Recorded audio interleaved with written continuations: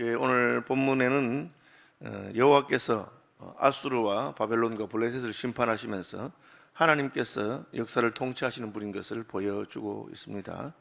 13장에 어제 주일 설교에 바벨론의 멸망에 대해서 쭉 바벨론의 심판에 대해서 말했고, 14장에도 같은 것을 하고 있는데, 그 1절 2절 사이에 바벨론의 심판에 관해서 이야기하시면서 여호와께서 야곱을 긍휼히 여기시고 이스라엘을 다시 택하여 그들의 땅에 두시리니 나그네 된 자가 야곱 족속과 연합하여 그들에게 계속될 것이며 민족들이 그들을 데리고 그들의 본토에 돌아오리니 이스라엘 족속이 여호와의 땅에서 그들을 얻어 노비로 삼겠고 전에 자기를 사로잡던 자들을 사로잡고 자기를 압제하던 자들을 주관하리라. 1, 2절은 그 바벨론의 심판, 바벨론의 멸망 사이에 바벨론의 멸망이 바로 이스라엘에게는 구원이 된다 하는 것을 보여주고 있습니다.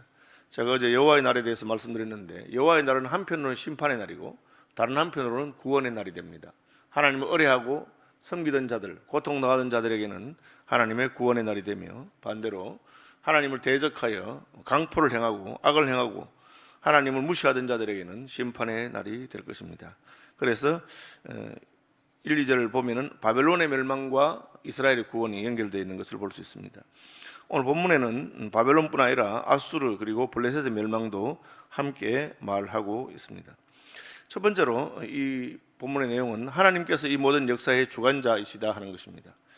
우리는 강한 나라, 힘센 나라, 그런 나라들이 역사를 주관하는 것처럼 생각합니다. 오늘날로 말하자면 미국이나 중국이나 혹은 러시아나 일본과 같은 나라들이 역사를 주관하는 것처럼 생각합니다. 겉으로 보기에는 그렇게 보이지만 선지자는 영적인 눈으로 강한 나라가 역사를 주관하는 것이 아니고 역사의 배후에는 하나님께서 계신다 하는 것을 말하고 있습니다. 하나님께서 계신다고 하는 것을 어떻게 선지자를 예언하느냐? 아직 이 강한 나라가 전혀 흔들리지 아니할 때 하나님이 미리 그 나라 망한다. 그 나라가 어떻게 망하겠습니까? 두고 보라 하니까 아수르가 망하고 바벨론이 망하고 블레셋이 망하는 것을 하나님께서 보여주시는 것입니다. 지금도 마찬가지입니다. 지금도 오늘날도 하나님께서는 역사를 주관하셔서 우리는 미국은 절대 흔들리지 않을 것 같다 그렇게 생각하지만 하나님이 흔들면 흔들릴 것입니다. 중국은 저렇게 인구가 많고 강하니까 누가 중국을 건드리겠느냐 싶어도 하나님께서는 얼마든지 그렇게 하실 수 있습니다. 하나님께서는 이 강대국들을 흔드시는 것 중에 이스라엘의 회복에 대해서 말씀하고 있습니다. 1절 2절에 야곱을 긍휼히 여기시고 이스라엘을 다시 택하여 그들의 땅에 두신다. 이 말은 바벨론의 포로로 잡혀갔던 이스라엘이 돌아온다는 뜻이죠. 하나님이 왜 강한 나라를 이야기하시면서 작은 이스라엘을 이야기합니까? 그 세계사에 말하자면 조그마한 나라거든요. 그런데 이유는 딱 한 가지입니다. 하나님께서 선택한 나라이기 때문에 그렇습니다. 하나님께서 구별한 나라이기 때문에 그렇습니다. 이것을 이제 세계사가 무엇을 중심으로 흐르느냐? 우리는 강한 나라, 강대국을 중심으로 세계사가 흘러간다고 생각합니다. 그런데 하나님께서는 아니다. 세계 역사는 강대국이 아니라 하나님께서 택한 백성을 중심으로 흘러간다. 다시 말하면 신약적으로는 교회를 중심으로 하나님께서 역사를 보고 계신다. 하나님 백성들이 어떻게 되느냐 하는 것이 더 중요한 것이다. 우리가 노아 홍수를 생각하면 분명하죠. 노아 홍수에 천하의 모든 사람들이 다 죽습니다. 그리고 모든 생물들이 다 죽습니다. 그런데 그 노아 홍수에서 주인공이 되고 핵심이 되는 것은 뭡니까? 노아죠. 노아와 그의 가족들이고 그리고 그 방주에 타고 있는 짐승들이 그겁니다. 온 세상에 그 노아 방주에 있는 그 생명보다 더 많은 것이 수도 없이 많지만 하나님께서는 역사를 노아를 중심으로 이끌어 가십니다. 그 노아 방주가 역사의 중심이 되고 그것이 하나님의 역사관이요 하나님께서 세계를 운행하시는 방법입니다. 선지자는 그것을 이제 다시 이야기하는 것입니다. 지금 뭐 강한 나라들이 일어나니까 이스라엘은 그냥 수혜칠 가치도 없는 것처럼 아무것도 아닌 것처럼 보입니다. 그래서 하나님은 그 자기 백성을 중심으로 역사를 이끌어 가십니다. 그 백성들을 어떻게 하신단 말입니까? 그 백성들을 구원하신다는 것입니다. 그리고 그 백성들의 구원을 통해서 세계와 열방이 구원받는 구원의 도구로 사용하신다는 것입니다. 이것은 이제 역사를 어떻게 보느냐 할 때 구원사 혹은 구속사, 하나님께서 역사의 중심은 하나님의 구원 역사의 진행과 관련이 있는 것입니다. 하나님의 구원과 관계없는 일들은 아무리 큰 일이라도 별로 중요한 일이 아닙니다. 뭐 로마의 황제가 누가 되었다, 바벨론의 황제가 누가 되었다, 그런 중요한 것은 아닙니다. 바벨론 황제가 한 수많은 일이 있습니다. 그건 별로 중요하지 않습니다. 우리는 뭐 우리나라 역사를 말하면 고구려의 광개토 대왕이 땅을 많이 우리나라 땅을 넓혔다. 그래서 그 왕은 참 중요한 왕이다. 뭐 신라의 무슨 김유신 장군이나 김춘추가 삼국을 통일해서 중요하다 그렇게 생각합니다. 근데 하나님은 뭐 나라들이 일어나고 흥망성쇠가 있고 통일하고 그런 게 중요한 것이 아니고 하나님의 구원이 어떻게 된 거냐. 저기 팔레스타인 땅에 하나님께서 보내신 메시아가 곧 모양도 풍채도 없고 알아주는 사람 없지만 그분이 태어나는 것이 역사에 아주 중요한 일입니다. 그리고 그 메시아의 오심을 예비하기 위해서 세례요한이 광야에서 외치는 그것이 너무나 중요한 것입니다. 왜? 그것을 통해서 하나님께서 자기의 구원을 이루어 가시기 때문입니다. 오늘날도 선교사가 복음을 전하고 이름 없이 사라져가고 아무도 알아주지 않습니다. 그러나 하나님께서는 그 선교사님들의 사역을 통해서 복음이 확장되는 그것이 진짜 더 중요한 것이다 라고 말씀하는 것입니다.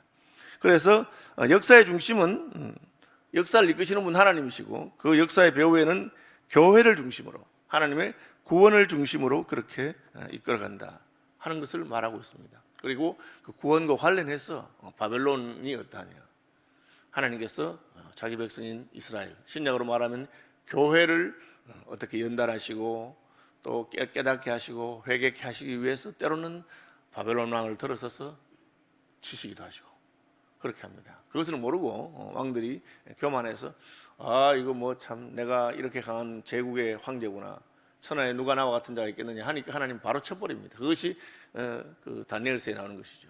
느부갓네살 왕입니다.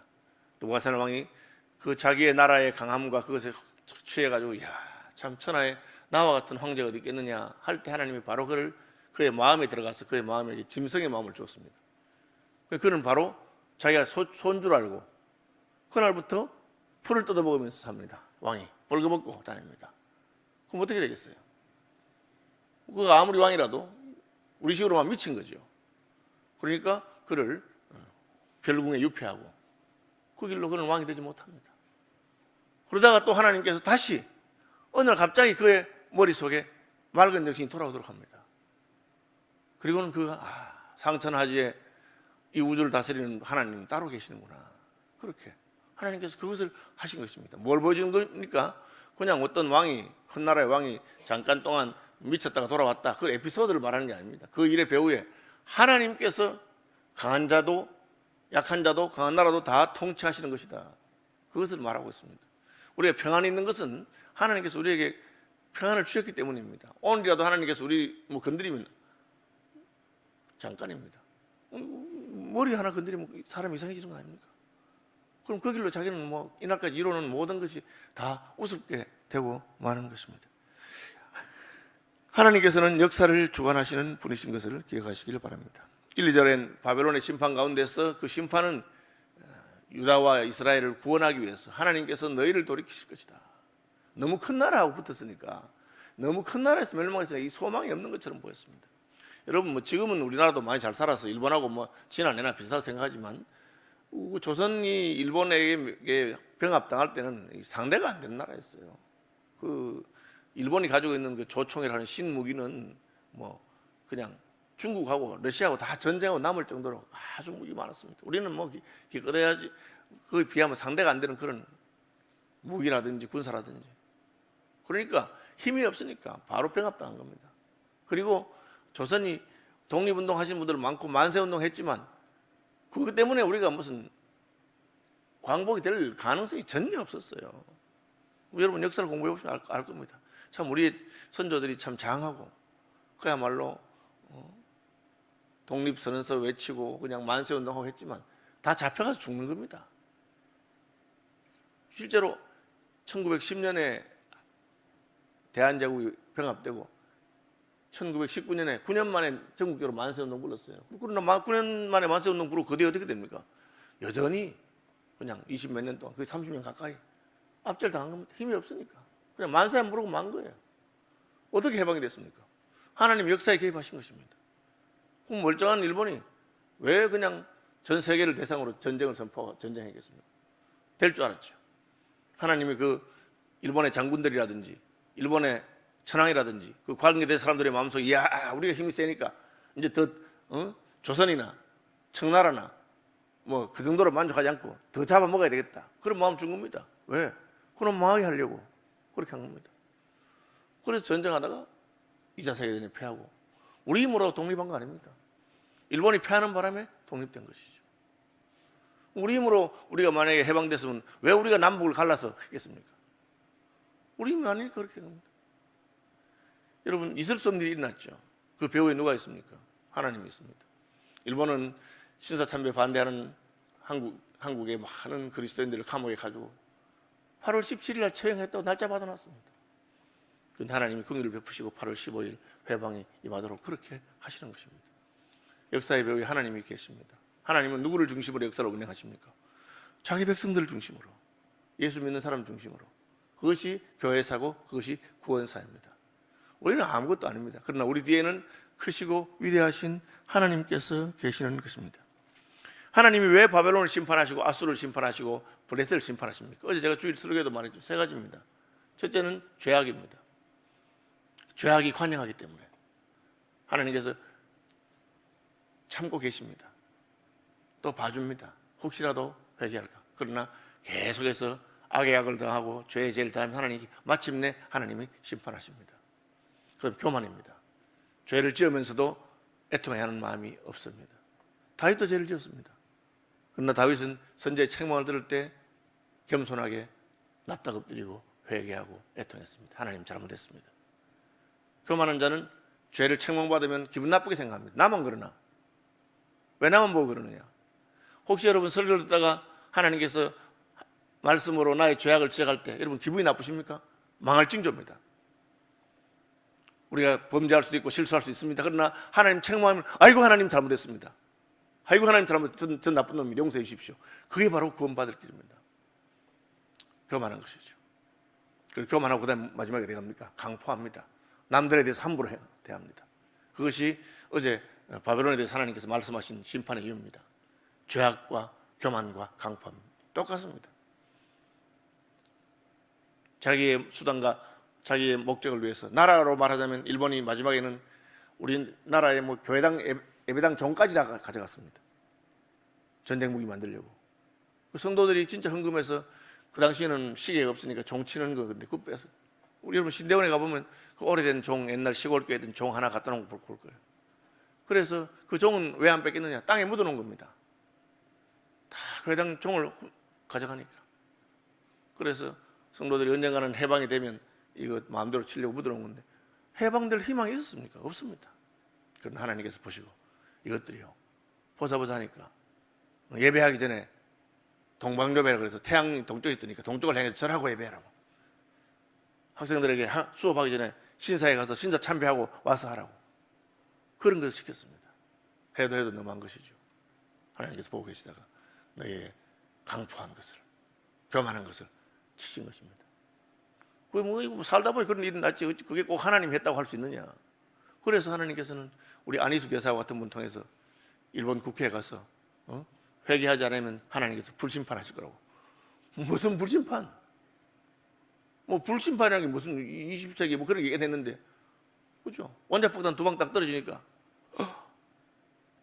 여러분, 사실 원자폭탄 같은 건 있어서는 안 되는 겁니다. 폭탄 하나에 수십만 명이 죽고 그 안에는 그런 겁니다. 그런 일이 있나 버리죠. 여러분, 원자폭탄 만들었긴 했지만 언제 공개해봤습니까? 지금은 그거보다 수천 배, 수만 배 강한 수소폭탄 같은 것들이 다 있습니다. 그러나 그건 위험용이지 쓰는 건 아닙니다. 딱 한 번 썼죠, 일본. 그리고 그 일 있기 전에 하나님께서는 안희숙 여사, 박관준 장로 일본에 보내서 회개하지 않으면 하나님께서 심판하실 거라고. 다 코웃음 쳤죠.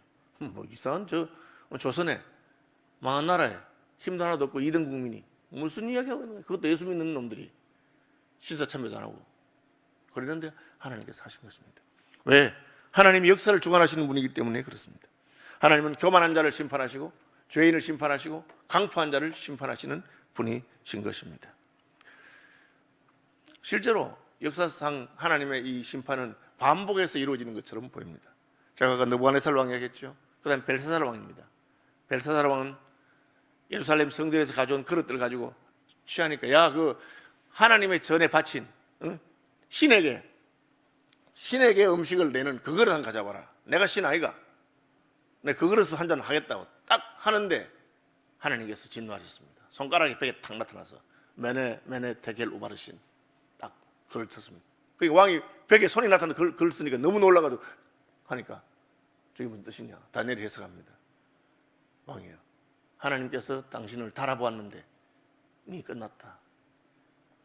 너는 이제 무게가 모자라기 때문에, 함량 미달이기 때문에. 그러니까 왕이 굉장히 놀랐겠지만 자기가 왕인데 누가 자기를 건드리겠습니까? 그날 밤에 쿠데타가 일어났습니다. 그래서 그 왕이 그날로 죽습니다. 여러분, 대제국의 황제도 하나님께서 하루아침에 쿠데타를 일으켜서 망하도록 할 수 있습니다. 그럼 왜 하나님이 그렇게 하지 않느냐? 오래 참으시는 것입니다. 두고 보는 것입니다. 하나님께서는 아수르와 바벨론과 블레셋을 다 통치하시는 분이십니다. 그것을 계속해서 말하고 있습니다. 지금 어떻습니까? 지금은 강한 나라들이 큰 소리 치고 힘내니까. 지금 북한에 있는 그리스도인들이 생각할 때는 하나님의 통치가 어디 있는 것처럼 보이겠습니까? 저 어떻게 대를 이어서 3대가 그냥 김씨 집안에서 이렇게 통치를 하나? 속이 상할 것입니다. 그러나 하나님 보고 계시는 겁니다. 그리고 그것을 성경을 통해서 말씀하십니다. 걱정하지 마라, 내가 심판한다. 반드시 심판한다. 그리고 산자만 심판하는 것이 아니고 죽은 자도 심판한다. 벌저다. 그를 찌른 자들이 다시 볼 것이다. 죽은 자들로 볼 것이다. 그것이 산자와 죽은 자를 심판하기 위해서 다시 오실 예수 그리스도에 대한 예언이 있습니다. 우리는 어떻게 생각해야 됩니까? 하나님께서 이 우주와 역사를 주관하시고 우리의 삶을 심판하시는 분이고, 그리고 하나님은 자기 백성을 중심으로 역사를 이끌어 가시는 분이다. 세상은 그렇게 하잖아요. 세상은 돈을 중심으로 역사가 이끌어져 간다. 경제사. 그죠? 민중을 중심으로 역사가 이끌어 간다. 민중사. 성경은 그렇게 말하지 않습니다. 구원을 중심으로 하나님 역사하신다. 구원사. 교회를 중심으로 하나님 역사를 이끌어 가신다. 교회사. 이사야가 말하는 것은 그것입니다. 블레셋, 아수르, 바벨론이 있지만 하나님은 이스라엘 백성을 중심으로 역사를 이끌어 가시고 그들의 구원을 위해서 참으시다가 바벨론을 멸망시키고 포로로 된 자들을 돌아오게 하시고, 아니 포로로 돌아오니까 겨우 해방돼서 자기 힘으로 돌아온 것도 아니에요. 그냥 고레스 왕이 돌아가라 해서 돌아가는데, 그런데 그냥 돌아가지 않고 많은 노비들이 따라오도록 만들고 하나님께서 빈손으로 가지 않도록 합니다. 출애굽할 때 그랬습니다. 노예로 있다가 출애굽하는데 집집마다 가서 애굽 사람한테 가서 검은 폐물을 빌려달라 해라. 그게 말이 됩니까 지금? 왜 빌려주겠어요? 그런데 하나님께서 그걸 다 가지고 올 수 있도록, 왜? 하나님이 그간의 수고를 생각하시고 기억하시고 계시는 것을 보여줍니다. 하나님의 심판의 날이 저와 여러분에게 심판의 날이 아니라 구원의 날이요 안식의 날이 되기를 바랍니다. 같은 날입니다. 여호와의 날, 여호와의 재림의 날은 믿는 자에게는 구원의 날이요 안식의 날이요 회복의 날이요 우리의 억울함을 신원해 주시는 날입니다. 믿지 아니하고 교만한 자에게는 그냥 높은 것이 땅에 처박히는 아침의 아들 김행성같이, 너가 새벽별같이 그렇게 높은 자리에 올라갔다 큰 소리 치는데 내가 땅에다가 처박아 버리겠다. 하나님은 그렇게 말씀하십니다. 바벨론은 그렇게 하시겠다는 것입니다. 바벨론 왕을 그렇게 하겠다. 왜? 네가 제일 높으니까. 그리고 마침내 사탄이 하나님을 대적해서 높아진 것을, 여러분 그 사탄이 어디 갔는지 아십니까? 계시록에 보면 무저갱이래요. 무저갱이 뭡니까? 바닥이 없는 구덩이라. 너무 높아지려 하니까 하나님 거꾸로, 그죠? 지하로 그냥 끝없이 떨어지게 하시는 것입니다. 하나님의 구원을 사모합니다. 우리 공동기도문 같이 읽겠습니다. 온 세계에 충만한 빛이신 하나님 아버지, 고신교회가 우상을 버립니다. 오직 하나님 아버지와 그 지혜와 능력만을 의지하고 세상의 힘과 권력을 따른 죄악을 회개합니다. 주님의 말씀과 복음만을 붙들겠습니다. 하나님의 사랑과 권세를 온전히 깨닫게 하셔서 구원 역사에 쓰임받게 하옵소서. 총회 유재단 이사들과 직원들을 붙들어 주옵소서. 교회와 재단의 재산을 주님 뜻대로 관리할 지혜를 주옵소서. 전능하신 아버지 하나님, 고진총회 응급재단이 시대적인 변화와 요구에 대응하여 효율적으로 기금을 운영하게 하옵소서. 고신 언론사가 개혁 신학을 수호하고 교단 화합을 이끌며 순수 복음을 확산하게 하옵소서. 2022년 개국을 추진하고 있는 고신 텔레비전이 개혁주의 신앙의 대한교회와 세계교회를 세우게 하옵소서. 총회 행정국 지원국 직원들에게 지혜를 다하셔서 총회의 결정을 잘 이행하고 총회 모든 기관들과 유기적으로 잘 협력하여 고신총회 산하 모든 기관과 교회가 하나님 나라 이루게 하옵소서. 존귀하신 예수님의 이름으로 기도합니다. 아멘. 주 예수 그리스도의 크신 은혜와 하나님 우리 아버지의 놀라운 사랑과 성령 하나님의 교통하심이 작정하고 70일 주님 앞으로 나오는 주의 모든 백성들과 그 가정 위에 지금부터 영원토록 항상 함께 있어지이다.